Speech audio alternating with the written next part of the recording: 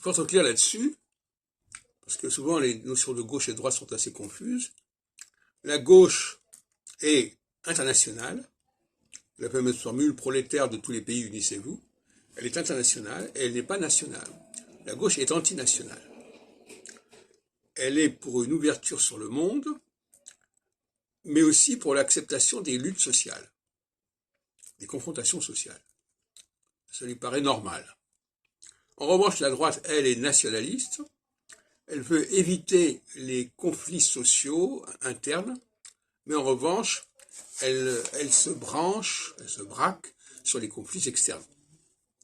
Dans ce sens-là, la droite est passionnée par la question russo-ukrainienne, par la question aussi de l'émigration, alors que la gauche, on l'a vu d'ailleurs récemment à propos de Lampedusa, la gauche réagit beaucoup moins, de manière beaucoup moins virulente par rapport à l'immigration que la droite.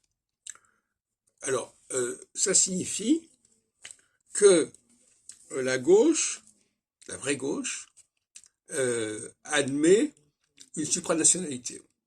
Or, quand on accepte la supranationalité, on constate qu'il y a une légitimité dans les conflits internes.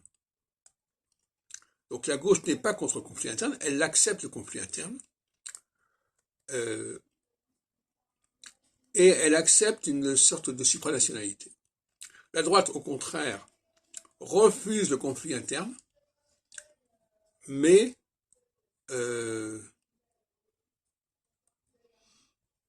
accepte l'idée que les pays sont différents, sont en tension les uns par rapport aux autres.